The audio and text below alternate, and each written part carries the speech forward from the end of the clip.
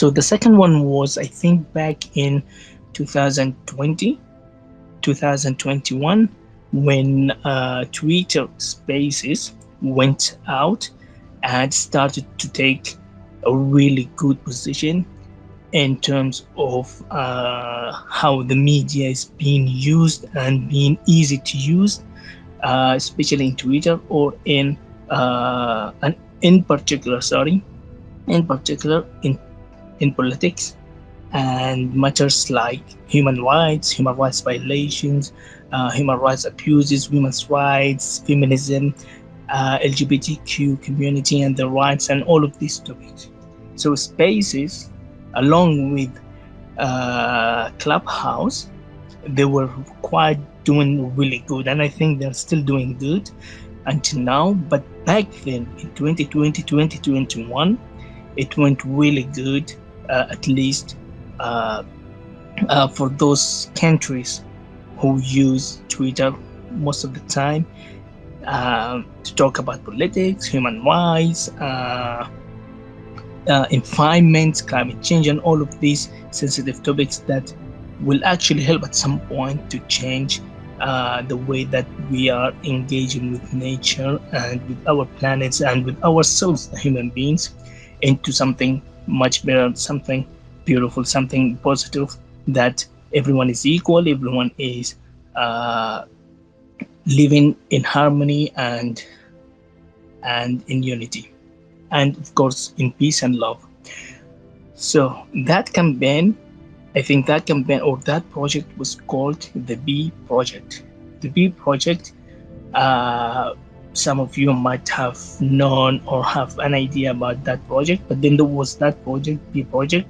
The idea of that B Project was to create kind of an electronic army of people online where they can express their views and fight back the online trolls in Twitter that's being created by the Saudi regime.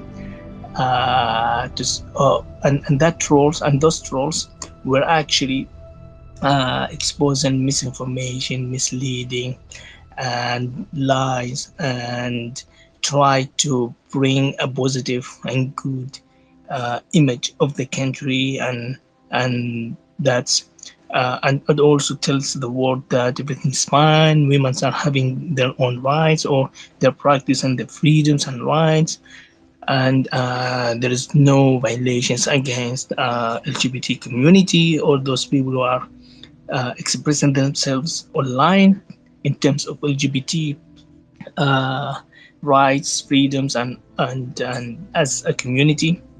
So that army, the B Project, was doing the counter fight or fighting back against the regime. But the problem was the people who were in control of that project, they were based in Canada, and they are activists from Saudi Arabia who are living in Canada. And I think some of them are still live there. They were in charge of that project. And what happens is they were making pretty much a lot of mistakes, and it was obvious because the outcome of how they wanted to manage and control and try to make that project successful ended up, unfortunately, in a really unexpected way. So what happens is the project, first of all, the project has failed, and I'm really I'm not I'm I would say I might be ashamed at some point that I was part of it, because the plan when I joined the B project was completely different than what the plans of the people who were in charge of it in Canada. So when that failed, there were a group of people who were part of that project who live in Saudi Arabia. They came up with the idea that they met up in Twitter Spaces and the Clubhouse, and they were trying to come up with a new project, a new way of expressing the views on how to express the views, how to speak their minds, how to call for more human rights, and how to call for reforms.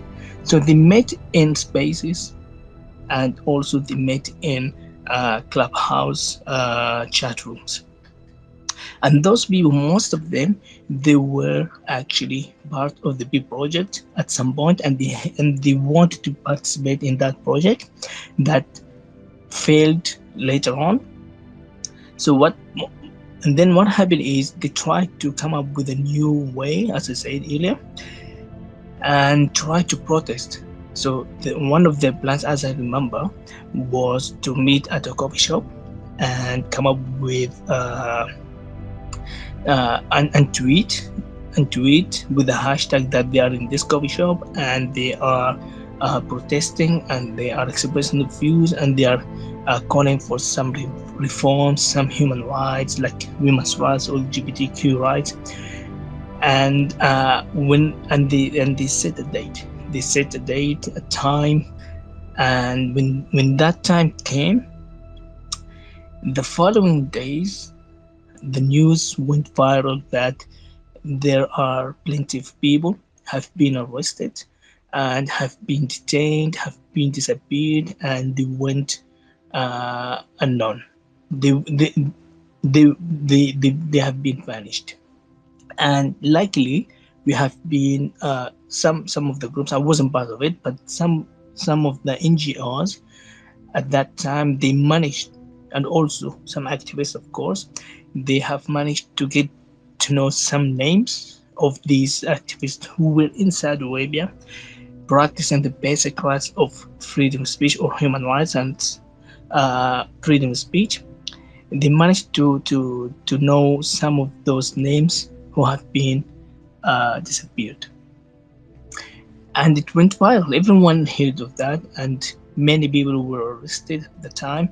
And I knew some names that have been shared by those people who exposed those names and told the news, the NGOs, that these people have been arrested because they expressed their views and they were in Saudi Arabia.